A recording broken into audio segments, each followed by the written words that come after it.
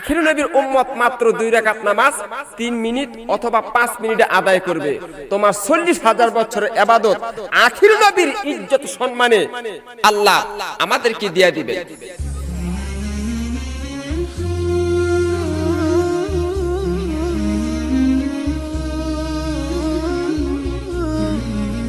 আল্লাহ পাক রব্বুল আলামিন প্রথম জিবরাইল আমিনকে সৃষ্টি করলেন। জিবরাইল আমিনকে সৃষ্টি করার পরে আল্লাহ পাক জিবরাইলকে ডাক দিলেন, জিবরাইল, এই জিবরাইল। জিবরাইল জানে না তার নাম যে জিবরাইল। এবার আল্লাহ পাক জিবরাইলকে বললেন, আমি তোমাকে ডাকতাছি জিবরাইল, তোমার নাম হচ্ছে জিবরাইল। জিবরাইল আল্লাহকে ডেকে বলে, আল্লাহ আমার নাম কি আপনি জিবরাইল রাখছেন? বলল, হ্যাঁ, তোমার নাম হলো আজকে থেকে কিয়ামত পর্যন্ত তোমার নাম আমি আল্লাহ জিবরাইল রাখলাম। জিবরাইল আমিন আল্লাহকে বলেন, আল্লাহ আমার নাম জিবরাইল রাখলেন, আমি আপনাকে একটা প্রশ্ন করি। জি জিবরাইল বলুন। জিবরাইল আল্লাহ পাককে প্রশ্ন করলেন, আল্লাহ গো, এই জমিনের ভিতরে সবচেয়ে বড় করে আপনি কারে বানাইলেন? আমার আল্লাহ পাক বললেন, এই জমিনের ভিতরে সবচেয়ে বড় উঁচা লম্বা করে আমি তোমারে বানাইছি। জিবরাইল আমিন এই সংবাদ পেয়ে উনি এই জমিনের ভিতরে 2 রাকাত নামাজ পড়লেন। কয় রাকাত? কয় রাকাত? 2 রাকাত নামাজ পড়ে আল্লাহ পাককে বললেন যে, আল্লাহ আমি 2 রাকাত নামাজ পড়লাম, 1 রাকাত নামাজ পড়লাম 20,000 বছরে, আরেক রাকাত নামাজ পড়লাম 20,000 বছরে। মুসলমান ভাইয়েরা আমার, 20 যোগ দিলে কত হয়? 40,000 বছরে জিবরাইল আমিন 2 রাকাত নামাজ পড়ে আল্লাহর একটা ডাক দিলেন, আল্লাহ, ও আমার আল্লাহ, আল্লাহ গো, আমি জিবরাইলকে বড় করে বানানোর কারণে আমি 2 রাকাত নামাজ এই জমিনের ভিতরে 40,000 বছর আদায় করলাম। আল্লাহ তুমি জেনে রাখো, এই জমিনের ভিতরে কিয়ামত পর্যন্ত আমার মনে হয় 40,000 বছর ইবাদত এই জমিনের কোন মানুষ করতে পারবে? আমার আল্লাহ পাক জিবরাইলকে ডাক দিলেন। যেহেতু জিবরাইলে অহংকারের সহিত কথাটা বলছে, কথা ঠিক না বে ঠিক, যে 40,000 বছর ইবাদত এই জমিনে কেউ করতে পারবে না, এই কথাটা আমার আল্লাহ পাকের কাছে পছন্দ হলো না। আল্লাহ পাক জিবরাইলকে ডাক দিলেন, এ জিবরাইল, তুমি কিভাবে বললা 40,000 বছর ইবাদত এই জমিনের ভিতরে কেউ করতে পারবে না? তুমি কিভাবে বললা রে জিবরাইল? আমার বুঝে আসে না। জিবরাইল তুমি জেনে নাও, এই জমিনের ভিতরে এমন একটা পয়গম্বর পৃথিবীর উপরে সবার পরে আসবে, নবীদের সবার সভাপতি, উম্মতের কান্ডারি হুজুর পাক সাল্লাল্লাহু আলাইহি সাল্লাম। ওই নবীর উম্মতরা যদি 2 রাকাত নামাজ 3 মিনিট অথবা 5 মিনিটে আদায় করে রে জিবরাইল, তোমার 40,000 বছরের ইবাদত আখির নবীর উম্মতকে আমি আল্লাহ দান করে দেব। আখির নবীর উম্মত মাত্র 2 রাকাত নামাজ 3 মিনিট অথবা 5 মিনিটে আদায় করবে। তোমার 40,000 বছরের ইবাদত আখির নবীর ইজ্জত সম্মানে আল্লাহ আমাদেরকে দিয়ে দিবে। এই কথা শোনার পরে জিবরাইলের মনে ব্যথা, বলে কি আখির নবীর উম্মতের এত বড় পাওয়ার? আল্লাহর কাছে দরখাস্ত করলেন, আমাবুদ, যেই নবীর উম্মত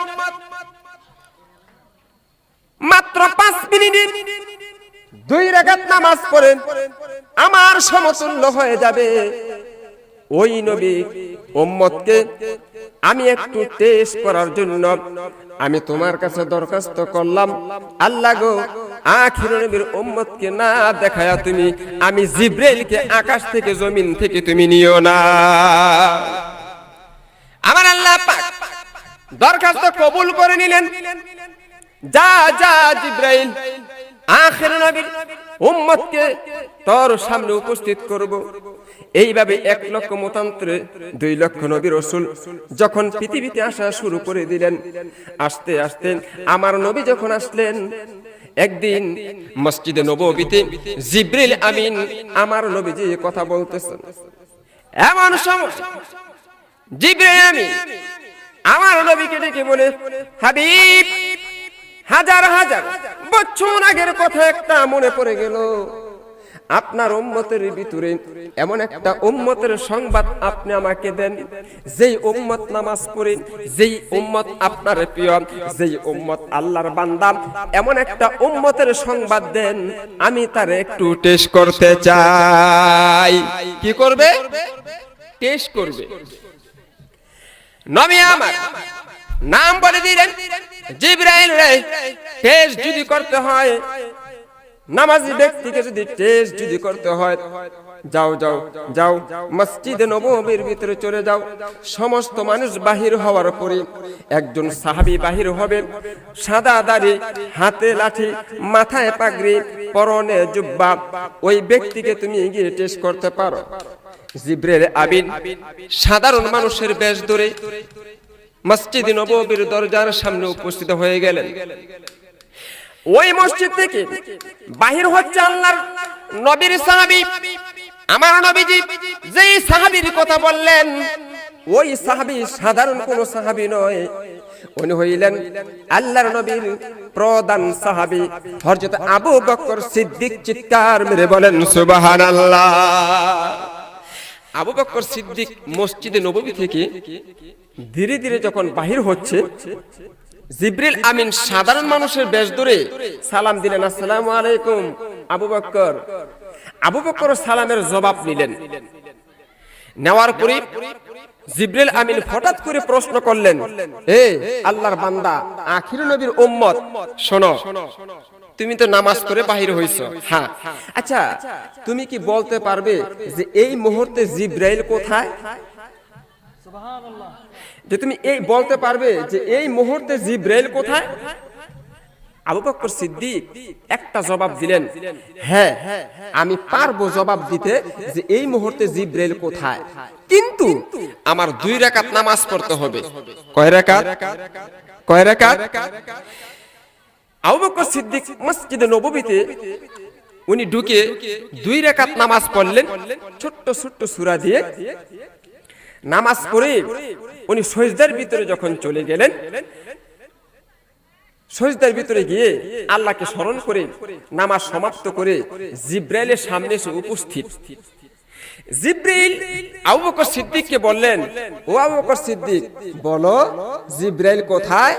তুমি তো নামাজ পড়েছো, তুমি বলেছো না নামাজ পড়ার পরে তুমি বলতে পারবে, এখন তুমি বলে দাও জিবরাইল কোথায়?